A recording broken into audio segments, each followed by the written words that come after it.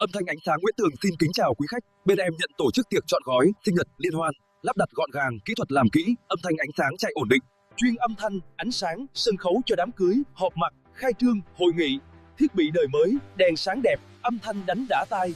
Tụi em còn nhận quay video của chụp hình của dựng phim, hình ảnh sắc nét, bắt khoảnh khắc tự nhiên, phối âm, dựng mượt để buổi lễ mình coi lại vẫn thấy xúc động.